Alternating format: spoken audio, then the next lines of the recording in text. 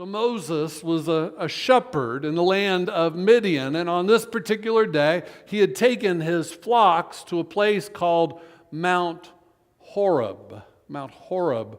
Horeb means wasteland. He was in a wasteland. Now, that's not where Moses was supposed to be. Moses was not a Midianite, he was an Israelite, and Israelites lived in Egypt. Moses should have been with his people in Egypt. But we also know, based on what we read last week, that Moses' life was not like the other Israelites, that at an early age he had been taken into the home of Pharaoh and raised as royalty in the house of Pharaoh. Some refer to him as a prince of Egypt. But we also know that he didn't really belong in Pharaoh's house either, because the Israelites were slaves. His cousins, parents, brothers, sisters were slaves. And so here Moses is, a shepherd in Midian. That's not where he's supposed to be. He came from Pharaoh's home, his palace, royalty. That's not where he's supposed to be. He's an Israelite, but he's never experienced slavery. That's not where he's supposed to be. In every way, it's true, Moses was at a wasteland moment of his life. Literally, he was on Mount Horeb, Mount Wasteland, but also metaphorically, his life was at a wasteland moment, caught between realities where he was really homeless, geographically, spiritually, relationally. Maybe you've been at a wasteland moment in your life before. But we know in this story that the wasteland is not where Moses is supposed to be, and he won't be there much longer because God has a purpose and a plan for him. And so on this particular day, as Moses was tending his flock, just as he had many, many days before, on this particular day, he encounters a bush that's on fire, and yet the fire is not burning the bush. And Moses is intrigued, and so he approaches the bush to see what this must be, and a voice speaks from the bush and says, "Moses, take off your sandals, for you are standing on holy ground." And immediately we know what this bush is. This is the presence of God. Only God can make a place holy. God has come to speak to Moses about what God intends to do. Now, in chapter 2 last week, it was shown to us that God was aware of what was happening in the lives of his people. Now we see that God is ready to do something. It says in Exodus 3, 7 through 8, "I have indeed seen the misery of my people in Egypt. I have heard them crying out because of their slave drivers. I am concerned about their suffering. So I have come down to rescue them from the hand of the Egyptians." Notice the lines that I underlined there. I've seen the misery. I've heard the crying. I'm concerned about the suffering, and now I'm going to do something about it. Last week we saw something similar at the end of Exodus chapter 2. The Israelites groaned in their slavery and cried out, and their cry for help because of their slavery went up to God. God heard their groaning. He remembered his covenant with Abraham, with Isaac, and with Jacob. So God looked on the Israelites and was concerned about them. And so too, we see that God is aware and that God is concerned. But chapter 3, there's a new move. God isn't going to just be worried from a distance. God is about to do something. Now, I feel like I need to make something really clear here. What were the Israelites doing in Egypt anyway? They weren't Egyptians, they were Israelites. What brought them there that they would end up in slavery? Well, generations before, there had been a famine in the land, and the Israelites were living in what they called the land of Canaan, which was the land God promised to them. It was the land God intended to be their home. But the famine was so severe, it lasted for so many years that they were starving to death. And so God made a way for them to come to Egypt, not so that they could become Egyptians, not because Egypt was better than Canaan, but because there was food in Egypt.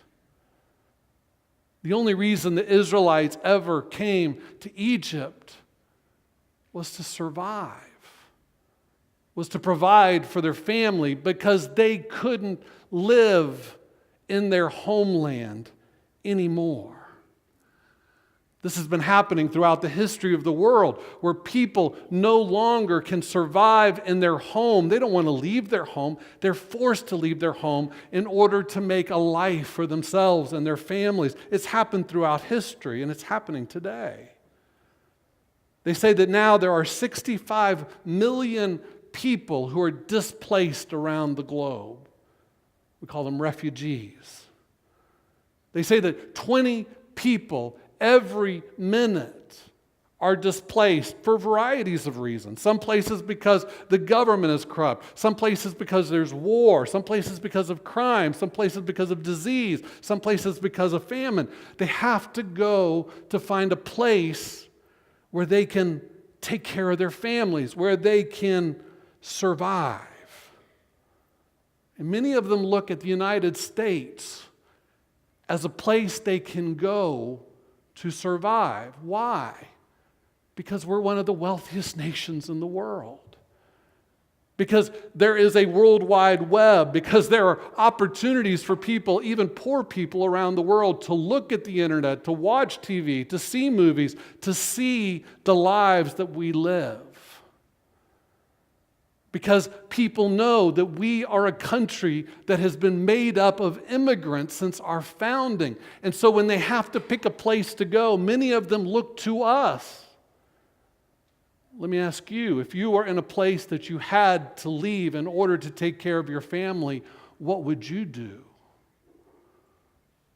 Where would you go? What obstacles would you face? And so when the Jews went to Egypt, initially they were welcomed. The doors were open. Pharaoh embraced them. They were welcome guests. But over the generations, things changed. The Egyptians began to resent them. They began to see them as a potential threat. And threat led to insecurity, and insecurity led to fear, and fear led to hatred, and hatred led to abuse, to unjust laws. Kill the boys. Remember last week? Force them into slavery, right? Oppress them. And so these people of God's own creation and choosing, as they suffered, cried out to God, and God heard them. And God always hears when His children suffer. The heart of God is always moved by suffering. And friends, the same should be true for us. The Latin theologian Gustavo Gutierrez writes, like a mother who tends most tenderly to the weakest and threatened of her children, so it is with God's care for the poor. The call of the gospel is for us to do the same, to show that God's love is universal by focusing our attention on the most threatened among us. Dorothy Day, who worked among the poor of our country during the 20th century, said, the mystery of the poor is this, that they are Jesus. And what you do for them, you do to Him. Dorothy took quite literally Jesus' own words, I was a stranger and you welcomed me. And when His followers said, Lord, when did we see you a stranger and welcome you? He said, whenever you did it to the least of these, or whenever you did not do it to the least of these. It was me. Archbishop Oscar Romero, who was martyred in El Salvador during the 80s, who will become a saint in the Catholic Church this year, wrote, there is a criterion for knowing whether God is close to us or far away. All those who worry about the hungry, the naked, the poor, the disappeared, the tortured, the imprisoned, about any suffering human being are close to God. And so you and I both know that there's been a hot debate going on in our country around the issue of immigration, especially here in just the last couple of weeks. Both sides, people are outraged by the other. Many are outraged by what's happening to children and to families. Friends, I don't know what your politics are. I don't know who you voted for. I don't know what your feeling is about what our immigration laws should be or shouldn't be. But I know this. The Bible teaches that God hears the cries of the suffering. That God cares deeply for the plight of the oppressed and the hurting and the poor and the displaced. That God hears most certainly the cries of parents and children when they are torn apart. That God's primary concern is not someone's nationality or their immigration status or what law they may or may not have broken. God cares about suffering. Am I saying that we don't need laws? Of course we need laws. Am I saying the laws shouldn't be enforced? Of course they should. Am I saying that there aren't bad apples that try to take advantage of us and abuse our system? Of course there are. But what I'm saying, friends, is that let's talk about these kinds of things first from a place of faith rather than a place of politics. That when we talk about children and mothers and fathers, let's worry first and most about their well-being and the pain they're going through rather than what law they may or may not have broken. I'm not saying don't address that, but let's get our order correct. God hears the cries of his suffering. Do we? Do we? Now, let me take it even a step further. God doesn't just hear the cries of the suffering passively. When God hears the cries of the suffering, he moves. And the way God moves in history is through people. Through people like you and me. And so God says to Moses, Exodus 3:10, "The cry of the Israelites has reached me, and I have seen the way the Egyptians are oppressing them, so now go. I am sending you to Pharaoh to bring my people, the Israelites, out of Egypt." God isn't just giving Moses a preview of what he's going to do. God is sending Moses to do it. And what happens most of the time when God calls someone in the Bible or in history or among us, the first response is, not me. God, I can't do it. I'm not qualified. I'm not the one. Pick someone else. I can tell you when I first sensed my call to ministry, my first reaction was, no way. I can't do it. I'm not spiritual enough. I'm not religious enough. I don't know enough of the Bible. I wasn't a good enough student to go to seminary. I've made too many mistakes. I want to get married, and my fiance will never say yes to this. She said yes eventually. Actually, pretty much right away. And I can tell you, friends, that every day of ministry, these 25 years, I've questioned my qualifications every day. Am I really good enough to do this? Am I really capable of this? That's just a natural part of the call. Lord, pick someone else. So Exodus 4:13, Moses says to the Lord, "Pardon your servant, Lord. Please send someone else."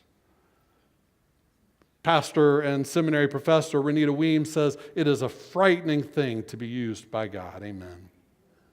So Moses then goes on to offer a variety of excuses why he's not the right guy, in case God didn't know. Exodus 3:11, "Who am I that I should go to Pharaoh and bring the Israelites out of Egypt?" Exodus 4:1, "What if they do not believe me or listen to me?" Exodus 4:10, "I've never been eloquent."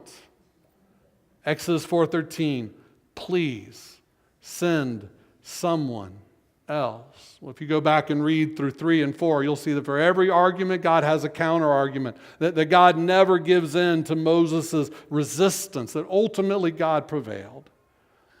I mean, if you go back and read, I hope you will, you'll see that Moses was fully content to stay in his wasteland life.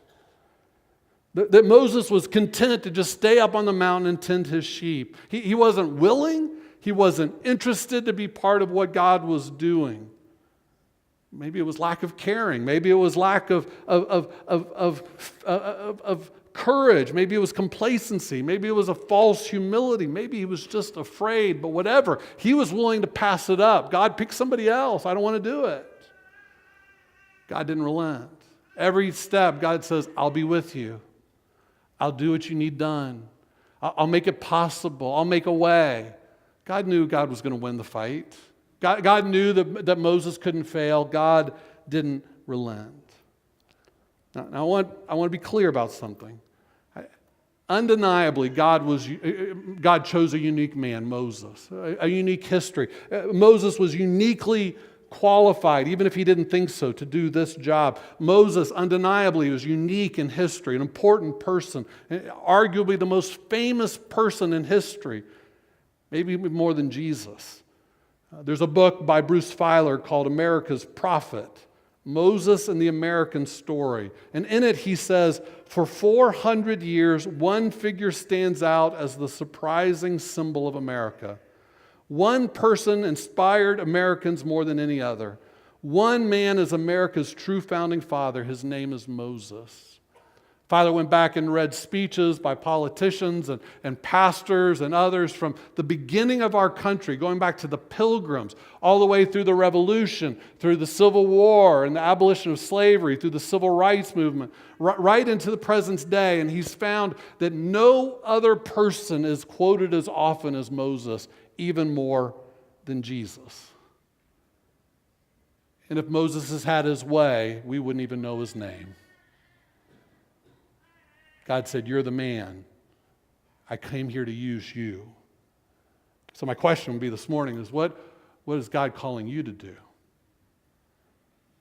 What is God calling you to do? Scripture is clear that we won't all be a Moses in terms of stature or burden, but God calls everybody.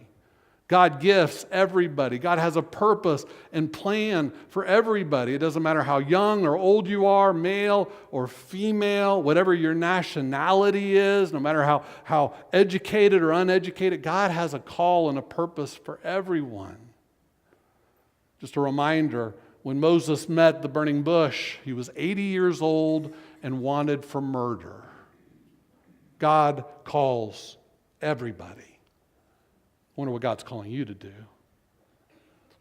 Martin Luther King once said, when you discover what you will be in your life, set out to do it as if God Almighty called you at this particular moment of history to do it. What's God calling you to do, friends? What's the task that will be undone if you refuse it? What excuses have you given to God? Like, I can't do it, not me.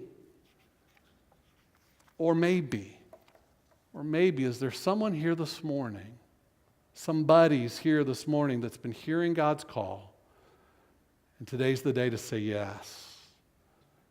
Quit the excuses, quit the running. Today's the day to say yes. What could God accomplish in this generation through an obedience to his call? So after all the excuses, there's one more. Moses says to God, Exodus 3:13, suppose I go to the Israelites and I say to them, the God of your fathers has sent me to you, and they ask me, what is his name? Then what shall I tell them? Now, does Moses really not know who he's talking to, standing in front of a burning bush without his sandals on? I mean, clearly he knows this is God. Clearly he knows this is the God of Israel. God, this is the God who spoke to Abraham and Isaac and Jacob. But Moses seems to want more. It's like he's saying, if you're going to make me do this, you're going to at least tell me your name. God says, okay.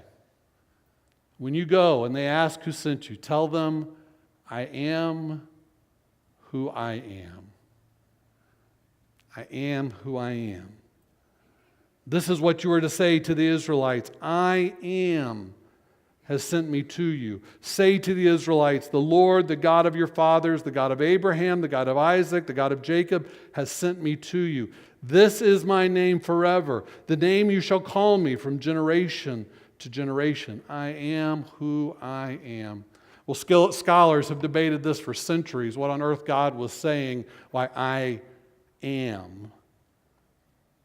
It seems to be that it's something like this. I am who I am. I am God and there is no other. I'm the God that created everything that exists. Nobody else did that. I am the God that is far greater than all those idols back in Egypt. I am God and I am far greater than Pharaoh. I am a God who formed a people who I love and committed myself to, and I will not fail them. And Moses, I am the God who is calling you. I am who I am, and I am sending you today, Moses. And so here's the funny thing. If you go back and read Genesis 3 and 4, you will never find a single verse that says that Moses agrees. You'll never find a single verse where Moses says, okay, God, I'll do it. I give in. Here I am. Send me. There is no verse. But all of a sudden we find that he's heading off into the wilderness to meet with his brother Aaron. And that all of a sudden he and Aaron are standing in Egypt speaking to the leaders of the Israelites, telling them what God is about to do. He never said yes, but he did what God called him to do. He let God move in him. And so today we see in this passage a God who moves. A God whose heart is moved by the suffering of his people. A God who moves on behalf of those who are suffering. And a God who moves in a reluctant man named Moses. Next week we're going to see God moving in a new way. Moses, who in this week didn't want to do it, stands before a hard-hearted Pharaoh with boldness and conviction and strength. Evidence that God moves. When we surrender our life, God moves. What's God calling you to do? God moves.